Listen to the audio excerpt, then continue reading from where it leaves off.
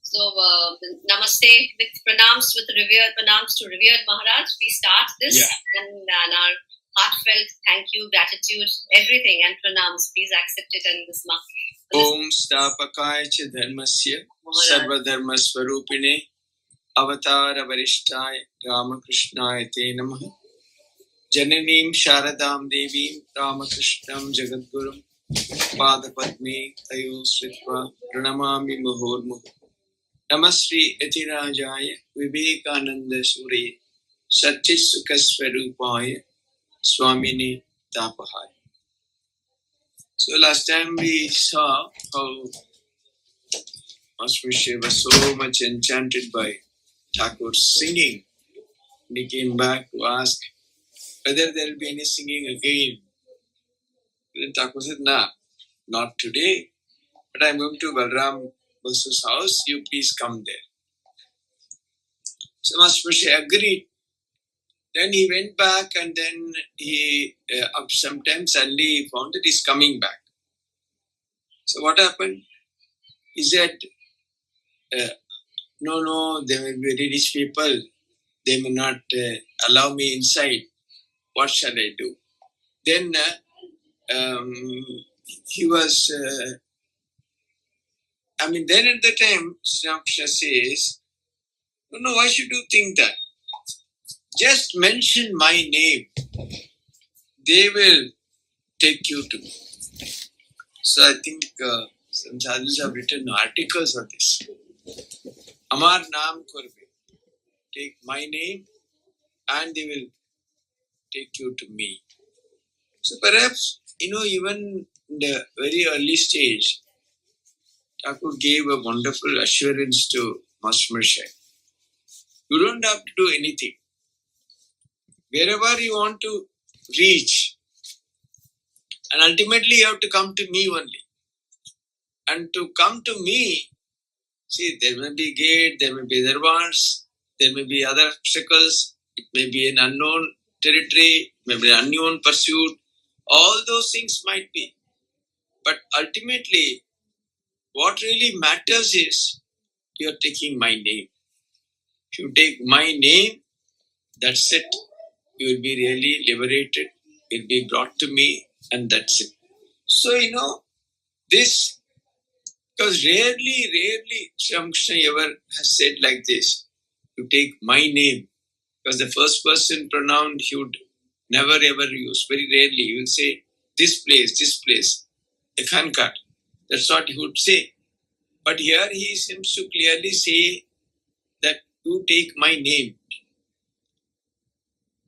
So, in terms of sadhana also, to reach me, you don't have to do something unbelievable, tapasya, or stand on your head and things like that. Just take my name. That is enough. Taking my name is enough to bring you the highest kind of liberation, or the actually bringing you to me. That means that's the end of your samsara. So that's it. Then about 8 o'clock in the morning, Sri Ramakrishna went as planned to Balram's house in Calcutta. To the day of the Dol Yatra, Ram, Manmohan, Rakal, Nitya Gopal and other devotees were with him. M2 came as bidden by the master. The devotees and the master sang and danced in a state of divine fervor. Several of them were in ecstatic mood. Nitya Gopal's chest glowed with the upsurge of emotion, and Rakal lay on the floor in ecstasy, completely unconscious of the world. The master put his hand on Rakal's chest and said, "Peace, be quiet." This was Rakal's first experience of ecstasy. He lived as his father in Calcutta, and now and then visited the master at Dakshineswar. About this time, he had studied a short while and visited a school at Shampuku. So many of them are being kind of introduced in the Kathamrita. So naturally, when the name comes for the first time, and if they are going to occur again and again, Master Maharaj is giving some brief outline about all those personalities.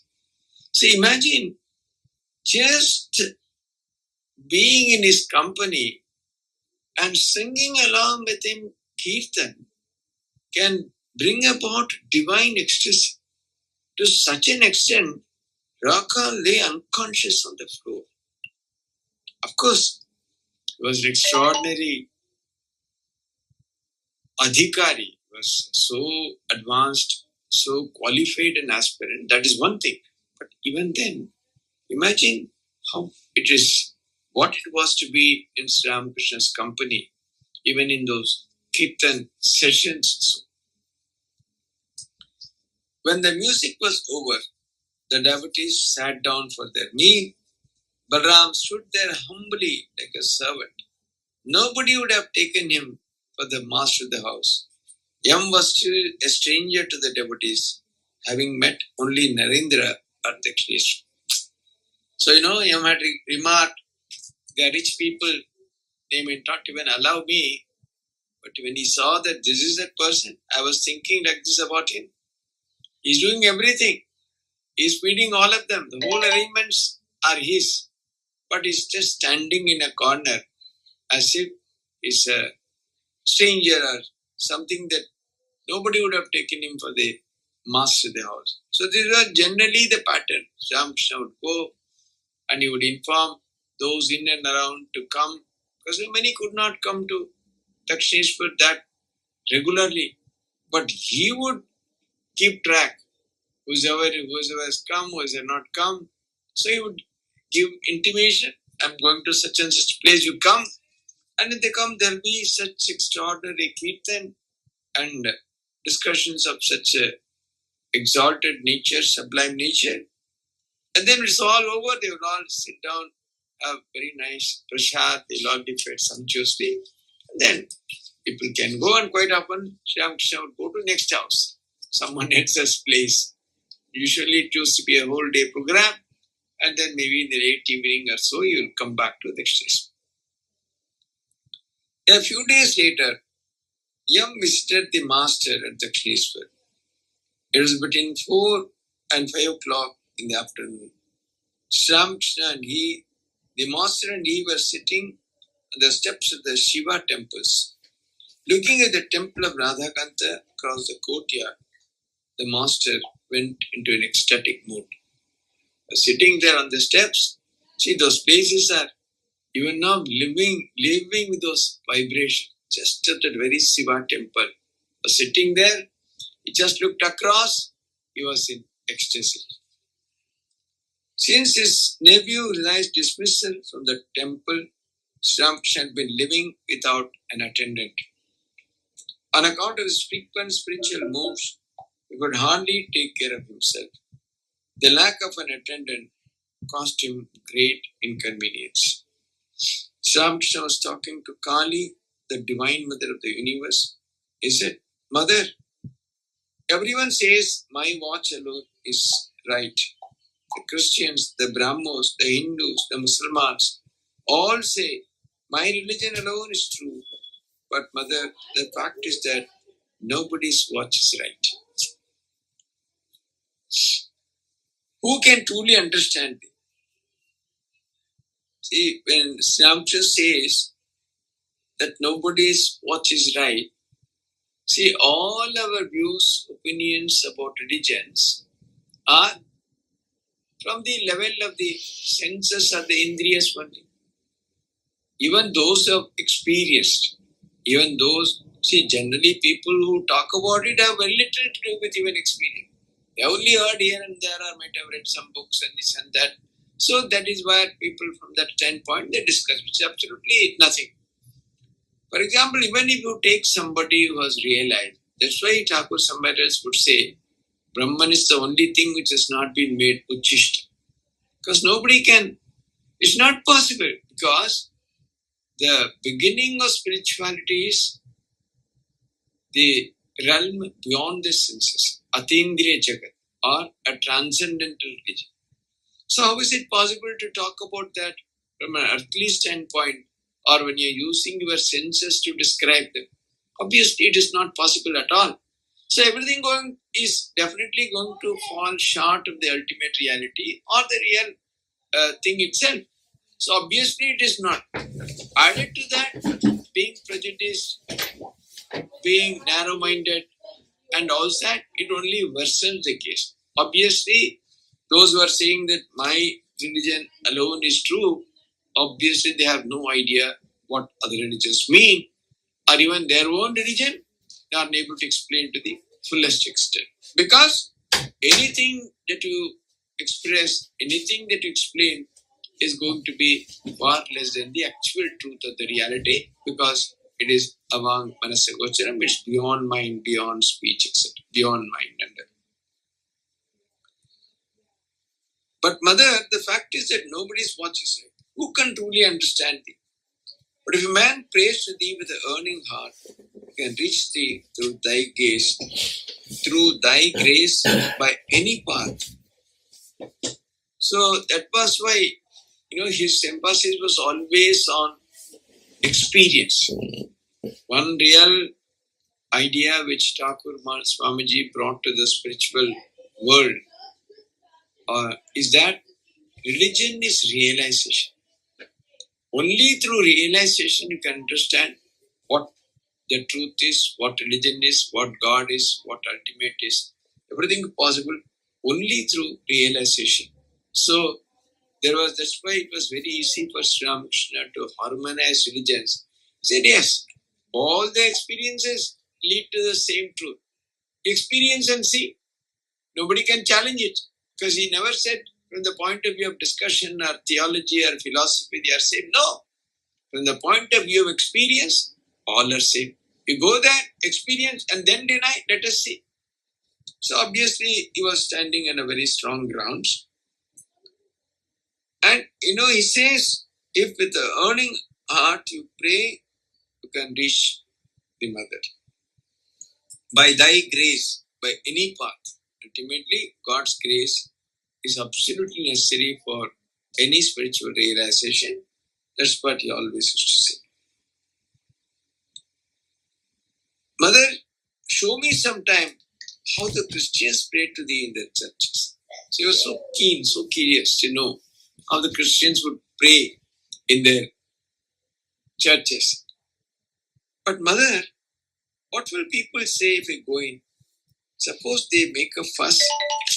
Suppose they don't allow me to enter Kali temple again. Well, then show me the Christian worship from the door of the church. Because whatever he says, mother generally gets it done. He has never been denied any request by mother. So if he says, let me go and see how the Christians pray, if he enters inside, then it can create a huge commotion. The Christians may not welcome it. And much worse, people in the Dakshineshwar temple, they say, no, he has lost his religion. He can not come to Kali temple. What will happen? Suddenly he remembered. He said, show me from the door of the church. From outside, let me see how it is. Another day, the master was seated on the small coach in his room with his usual beaming countenance. M arrived with Kali Krishna, who did not know where his friend M was taking him. Which Bolane, without telling, he brought somebody where he is taking. He had only been told, if you want to see a grog shop, then come with me. You will see a huge jar of wine there. So he himself had felt that intoxication. So he'll be completely immersed in that feeling, in the spirit, in that atmosphere. It can be so intoxicating. So you'll find a huge jar of wine there you come. So his friend was very curious what kind of grog shop he's talking about. Yam related to Sri Ramakrishna, who laughed about it. The master said, the bliss of worship and communion with God is a true wine, the wine of ecstatic love. Well, he always used to say, that's how he was always intoxicated. Worship of and communion with God, worship of the Divine Mother. The goal of human life is to love God. Bhakti is the one essential thing. To know God through jnana and reasoning. is very difficult. So, although Thakur himself had practiced all the paths through which the ultimate can be reached, largely in many places you find, particularly in the Kathamrita, where it was all recorded by Master Musha. We really don't know what exactly he said to Narendranath and a few other future monastics. In amongst them also he told something very special to Narendra, which even others did not have occasion to know about. So he would always say according to your capacity, your prediction, the best path for you. So he says, bhakti is the essential thing. To know God through jnana and reasoning is extremely difficult. See, one of the things is, in jnana there is no via media. Either this or that. There is nothing in between. You cannot say, I will have a little of jnana and little of world also.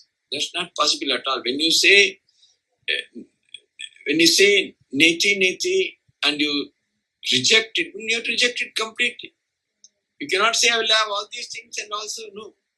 But whereas bhakti gives you a lot of scope, concession.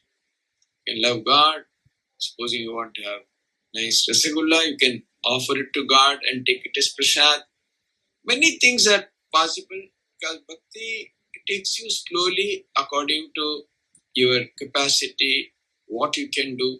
Whatever you do, that's why in Gita Bhagavan says, Salpam apyasya dharmasya trayate mahato bhayat. Even a little of it would relieve you from that extraordinary fear, that great fear.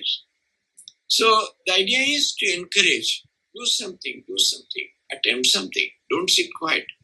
Yeah, the point is, if you accept the path of jnana, if the world is unreal, means unreal, there's nothing in between. Whatever you say, wherever you turn your case, whatever comes into experience, everything has to be mercilessly rejected as unreal and impermanent. So how it is possible to function in the world? If you're a true jnani, it's not possible to do anything in this transactional world at all. Because it doesn't permit any compromise or any such idea. You have to reject, means reject. As bhakti, yes, you can tell God, I am not really worthy of worshiping you. I don't have enough devotion. So Master Ramcha says, you can pray to God to teach you how to pray. I don't know how to even pray. So anything is possible once you accept that idea of an Ishta or a superior God or a goal of life like that.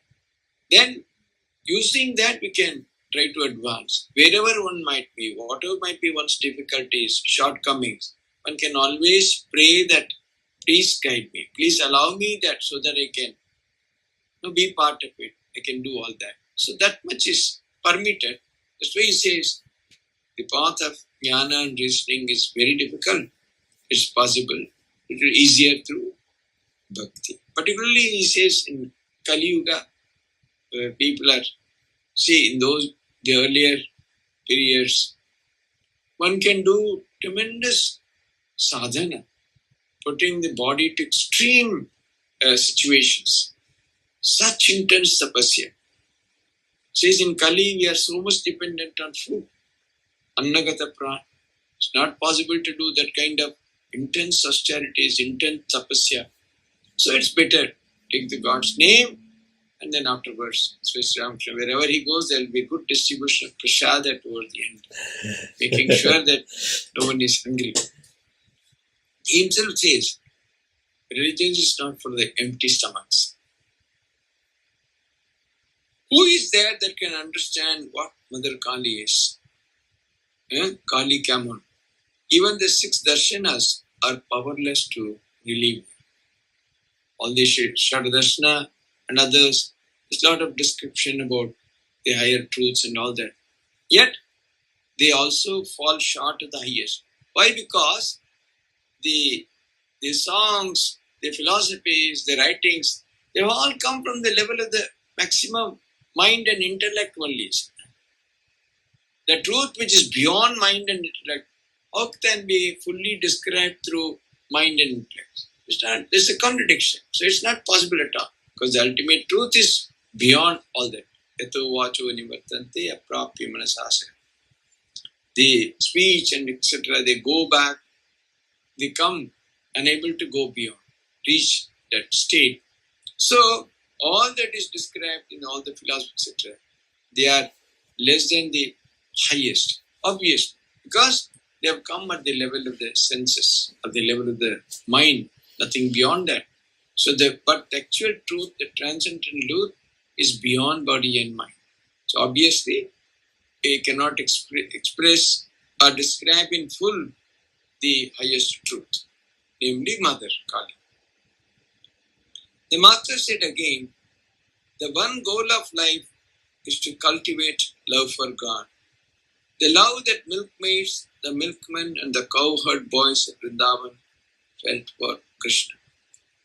So in several places, Thakur talks about love for God. In different places, he talks about Vyakrita, he gives one kind of description.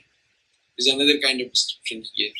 Here it says, the love, see what kind of love for God, what intensity, with what purity, what unadulterated, avyabhicharini bhakti, as they say in Sanskrit. There is no adulteration, absolutely pure. The love that milkmaids, the milkmen, and the cowherd boys of Vrindavan felt for. There was a spontaneity in their love. It was not based on any understanding by the buddhi or calculation, nothing. It was simply spontaneous, total, uncompromising, total love for Sri Krishna. When Krishna went away to Mathura, the cowherds roamed about weeping bitterly because of their separation from him. So it was not even, that love was not even the cowherd boys to Krishna. They just treated him as a playmate. It was not even the idea that he was superior, he was a great God, all-powerful, can give so many wounds and so on. It was never that kind of an estimation.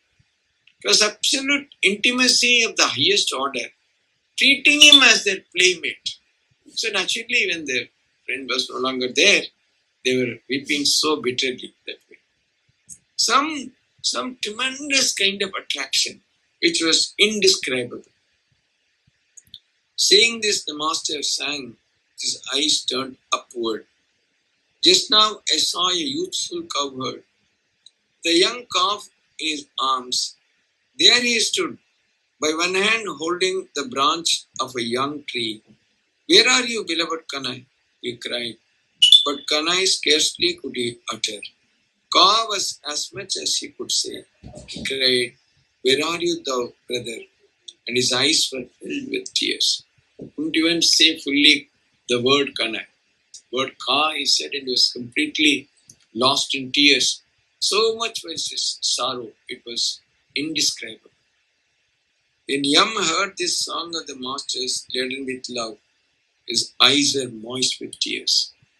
See, that is the power of Sri Ramakrishna's company. The person who argued in the first meeting about Nirakar, but again and again professed to Thakur several times, he prefers the non-dual aspect of reality. But it was so intoxicating and so much it moved his heart. His eyes were moist with tears. He did not understand. Perhaps he did not even have that kind of inclination towards a particular form of God as Krishna and all. That was not his cup of tea at all. Not that he was thinking of Krishna and he was simply charmed by the descriptions and then those images and scenes came to his mind and all. Simply the way, the intensity, the pain that Sri Ramakrishna, the pathos which he could sing that song.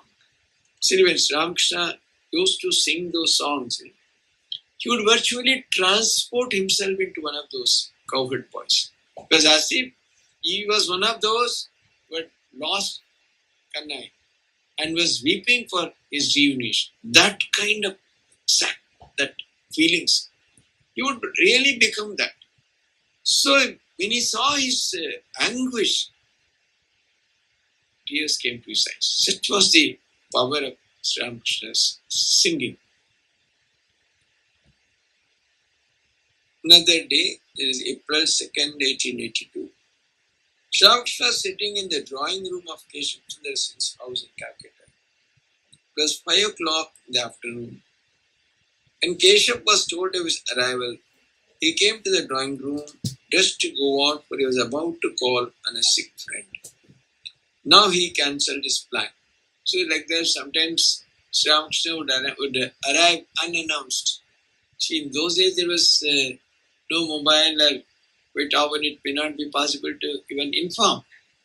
But suddenly, if he feels a tremendous urge to see somebody, he would go unannounced. Because even if he's not there also, Sri Ramakrishna doesn't matter. Sometimes somewhere he went and waited so long in Shivana's place, he didn't come at all. But Maharaj Thakur was not upset.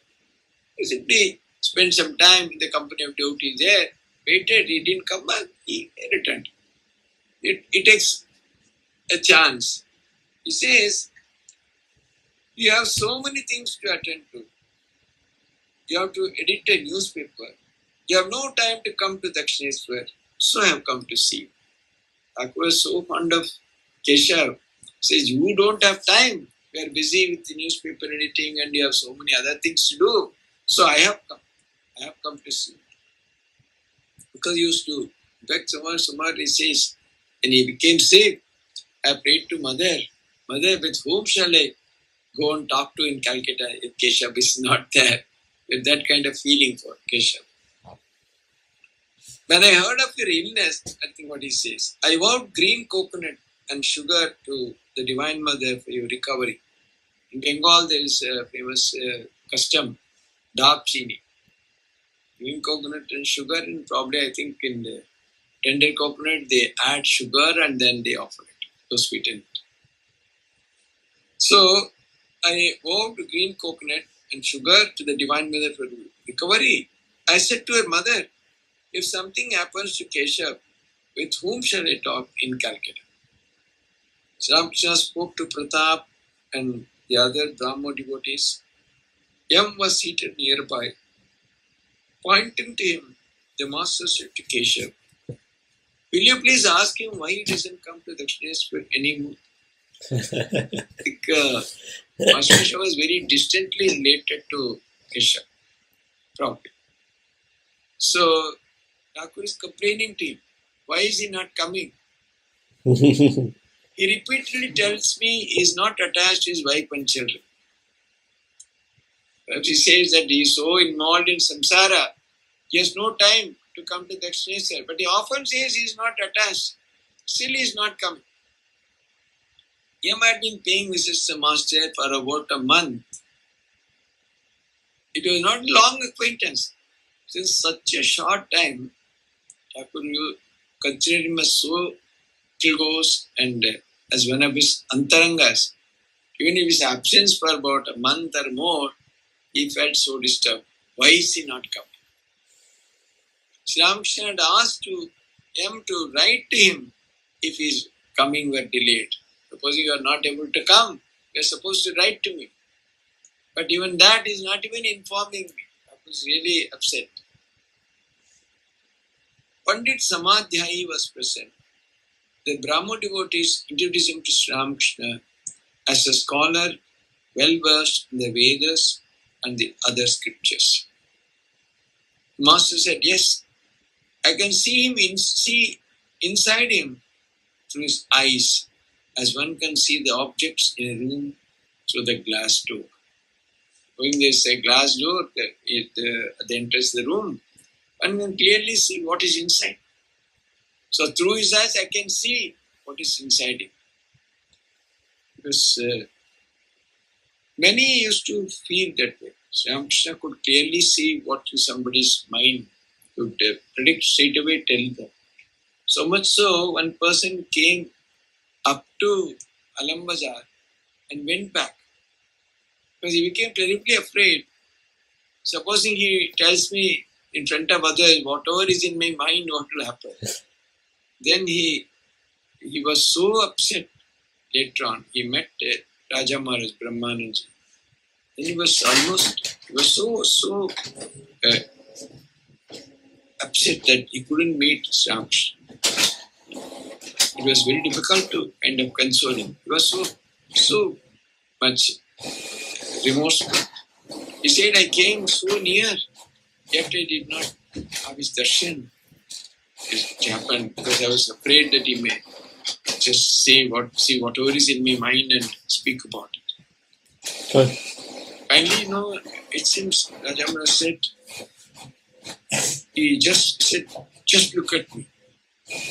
And he had Thakur's vision in Raja Maharaj, and that is how his desire of seeing Sri Ramakrishna got fulfilled.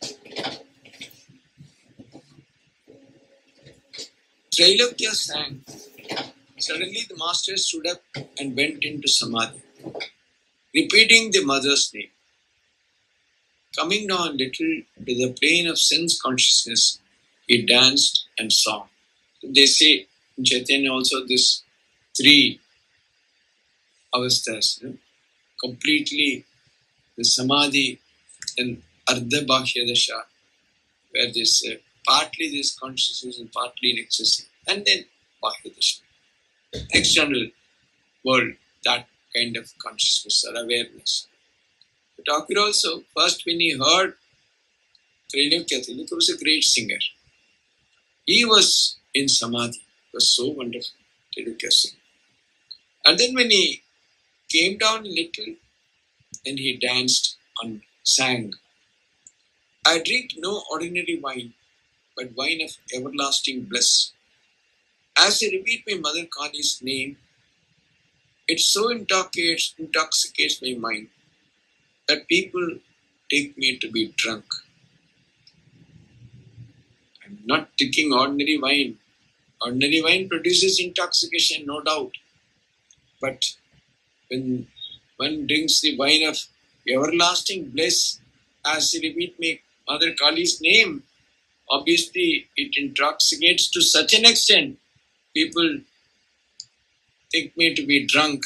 So there's a big difference, between just having a drink and being drunk. Having a drink is just tasting wine or something maybe.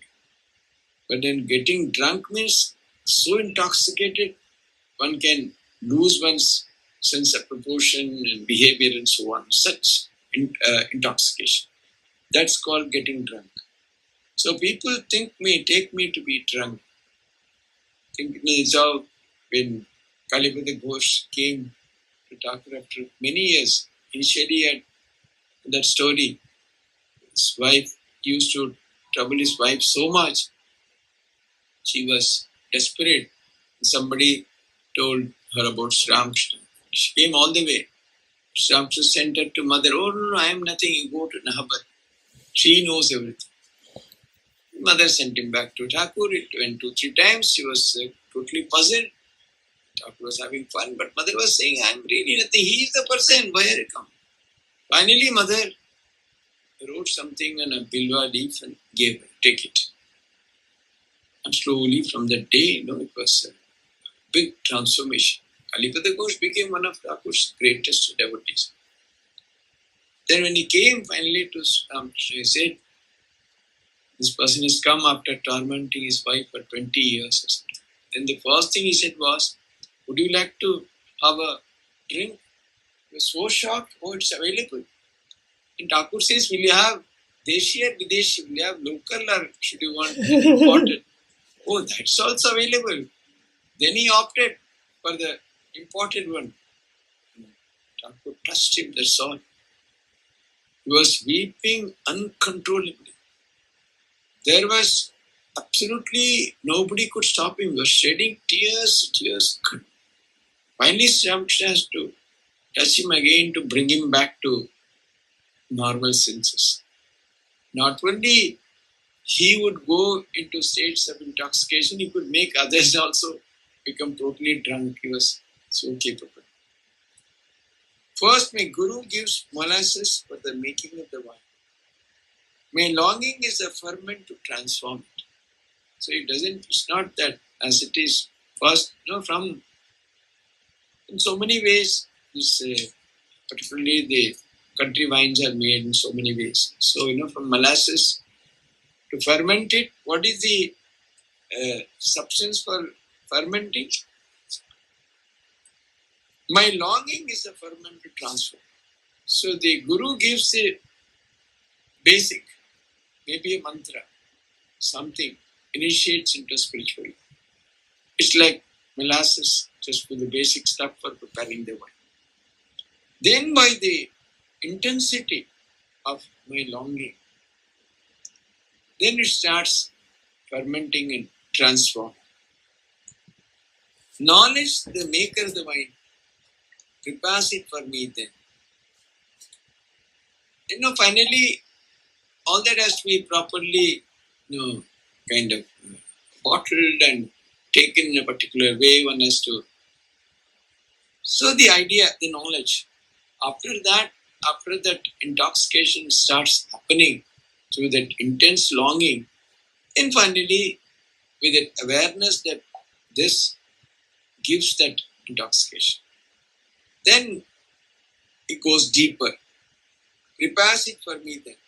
And when it is done, my mind imbibes it from the bottle of the mantra. That was the thing that started the whole thing. Taking the mother's name to make it pure. Drink of this wine, says Ram Prasad, and the four fruits, Dharma, Artha, Kama, Moksha, are yours. The master looked at Keshav tenderly, as if Keshav were his very own. He seemed to fear that Keshav might belong to someone else. That is to say, he might become a worldly person. See, Thakur's intimacy, love, affection, everything would stop the moment you move away from spiritual life. Then there is no khatir afterwards. There is no entertainment. As long as you are a sadhaka, you might struggle. There may be shortcomings. There are difficulties. Everything is allowed. But essentially, if you want to be in the list in his book, you have to be a sincere sadhaka. So he was feeling that might be that he might become a worldly person. Many things happened in Keshav's life also. He got his minor daughter married to in the Kuchbihar Raj family and all that. It raised a huge controversy, and Brahma Samaj virtually split into two because it was against the Samaj customs. He did all that. So somehow Thakur had an inkling something this person is going to bungle somewhere. Looking at him, the master sang again, "We are afraid to speak, yet we are afraid to keep still." So in a kind of dvanda, what to say, what not to say. It looks something is going to happen, but same time, we don't want to even spell out. Our minds, oh Radha, half believe that we are about to lose you. We tell you the secret that we know. The secret whereby we ourselves and others with our help have passed through many a time of peril. Now it all depends on you. What is the secret? Whereby we ourselves and others with our help have passed through many a time of peril. Many such difficult situations. You are about to lose your object of adoration, worship, anything. Now it all depends on you. Quoting the last part of the song, he said to Keshav, that is to say, renounce everything and call on God. He alone is real, all else is illusory. Without the realization of God, everything is futile. This is the great secret. The secret that we ourselves and others with our help passed through many a time of peril. How it was possible? Because of that renunciation. Renounce everything and call on God. The master sat down again and began to converse with the devotees. For a while, he listened to a piano recital, enjoying it like a child. So suddenly, he can switch gears like that. And he would, from such heights of ecstasy and samadhi and in bhava and all that, and he listened to somebody playing piano, he was happy like a child. Because in 1 second he will give up and again do something else. Then he was taken to the inner apartments where he was served with refreshment, and the ladies saluted him. As the master was leaving Keshav's house, the Brahmo devotees accompanied him respectfully to the carriage. So I think we should stop here. If you have any questions, you can ask. I have a question, not question, a curiosity. During that time, Thakur's life, how did he participate? Did he participate in Durga Puja? If so, where during this? Yeah. There are, I think, at least 4 instances or so, even in Katamta itself, where Sri Ramakrishna has participated in Durga Puja. There are, I think, now perhaps the gospel has that index and things like that. Surendranath's house he has gone to. Surendranath's house he has gone more than once. Yeah. And Adar's house he was there once in a very mystical manner. So there are several instances that occur. At least I think in Katham there are only 4 places where there are mention about Sri Ramakrishna's participating in Durga Puja. Okay, thank you much. One more question. You said that you will remain in Thakur's book as long as you are in spiritual, you have a spiritual direction. So, so you are a sadhak. Only sadhakas, otherwise he has no thing for others. So for like how do I define that for grihi people like us? What will make us, or what are the guidelines there? So guidelines, you see, that's what, see here again, everywhere again, he says the same thing. That should be, at least we must understand, the one goal of life is to devote oneself to realize God.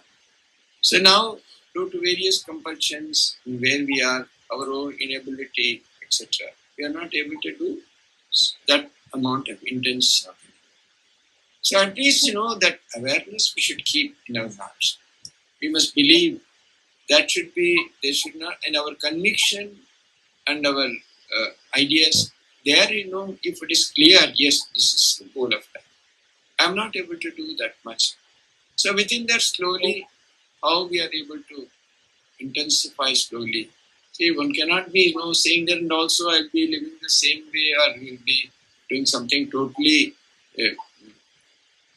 anathema to such an attitude. That also would not do. So one has to struggle to the extent possible. So Thakur says, God will definitely help you, He will guide you. To take 1 step, He takes 10 steps towards you. Like that, we hear many things in the Kathamas. They essentially, honestly, when we look back, look inside, do you feel that we are a sadhak? Do you honestly believe that I am a sadhak? I am sincerely pursuing. To the extent it is necessary, I am not able to.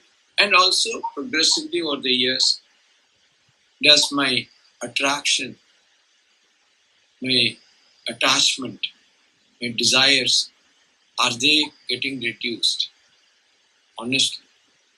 Then only, that's the only answer, and that we only know. Others will not know. We alone would know. If you honestly do a soul searching, and if you feel, yes, we are no longer attracted to things as they used to be. That's why even Holy Mother says, in fact, Mother says, when you sit for japa, she says every day, first you must think what was the state of my mind yesterday and how it is today. Do we ever realize, or do we ever do on a day-to-day basis how the mind is progressing or deteriorating? Clearly, Mother says something.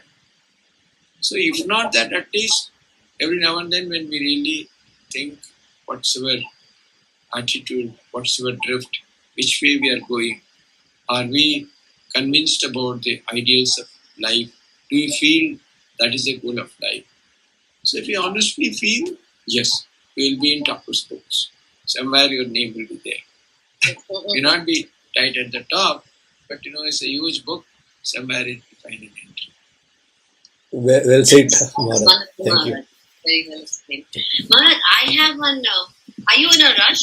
Then we have. No. So you were talking about intoxication, and it reminded me of that term "golapi nesha." I have never really understood golapi nesha. Golapi nesha and the intoxication that you were talking about today, is it the same thing? Golapi Nesha, if you tell me the reference, I'll have to see. I am not familiar with this. Golapi, normally in other places, Thakur uses for the mistress or the wife. Golapi ke dolle hobe. Oh, There he says, when something is to be got done, the person is not very favorable, and he says, you catch hold of his wife. Because they are all under... See, all the men, he says, somewhere he says, with such big mustaches, where they are all under the control of their wife, they sit and dance according to her. So that is, he says, you are under that adhin, you are slaves to their wives. That expression I have seen, but Golapi Nisha I have not heard. Golapi here means Kamini, basically. Golapi means wife, actually. Wife or person with whom you are dealing. It has nothing to do with wine or that information. That I have not heard this expression itself. Take the Amar confused. Arekta point, you just lightly touched on that we have heard it many a time that Thakur Norenke ke bolto, he would do it behind closed doors, and what exactly Norenke boleche? Eta ki Shamiji kauke bolechen? No, never. Never has he. I don't think he ever disclosed, because they were meant exclusively for him. But based on that, he carried out his mission in this world. That's why somebody says, even in that first Balram Mandir, when the mission was formed, there was huge opposition from Yogananda and some others. So at one time, Swamiji there, he clearly says, I have not done anything which he has not instructed me or told. Whatever I do is exactly what he has told me. So in many ways, Thakur must have told him, but then he really did not. Because they were instructions of a very, very, very high order, very special, because they were meant to give a direction to the kind of the world itself, so to say. So it was very different. That is never disclosed by him, not even to Baba Maharaj, not to Rao. This curiosity is always there, that I've heard it 3 times, but has Swamiji ever died? Yeah. Anyone, any more questions, friends? Namaskar. Pranam Maharaj. There has been mention, Pranam Maharaj, Shama, Yeah. There has been... Namaste, Maharaj. Thank you, Maharaj. Shama, yesterday, Sarda's place, there was a satsang. I see. So she was saying, Maharaj, we should have informed Shama. Forgot. She was anyway. Okay. You are here. Maharaj, it has been mentioned in the Gospel that Thakur has said that go close to the Kalpataru. When you pray to the Kalpataru, you must stand close to him or just under the Kalpataru. What does it signify? What does it actually mean, being close to the Kalpataru, when you ask something? Actually, really, I don't remember where exactly Thakur says this, but then the Kalpataru, you are somewhere else, maybe miles away. So if you ask, will you get what is or whatever you desire? See, in the instance, what Sri Ramakrishna, the story he says also, but the man was sleeping right under the tree. Then suddenly all things happen. Yeah. So that means if God is the Kalpataru, means in somewhere or other, unless you go near him, unless you approach, otherwise how will you get it? So in that sense, you can't be, supposing you are sitting in your house in Pune and they say, yes, the Kalpataru, I want all that. God is Kalpataru, give. No. In what way we can approach, be nearer. So it means talks about intensity, sadhana. is it? Intensity, Yes. intensify Yes. your sadhana. That is what it is. That's how we can Yeah. go near. Yes. Well, asking means obviously it will be something of a higher nature, but I just wanted to know what that meant. Includes. That's because unless we do that kind of sadhana to go near God, it is not possible to feel that influence or to really get that next experience and whatever we are asking for. Correct. That kind of. Correct. That's true. Thank you so much. Om Shanti Shanti Shanti Hari Om Tassat Shri Ram Krishna Arpanastu. Hopefully we'll see next month, first Sunday. Thank you. Yes, Maharaj. Thank Pranam. Thank you very much. Pranam Maharaj. Bye-bye. Thank you, Juma.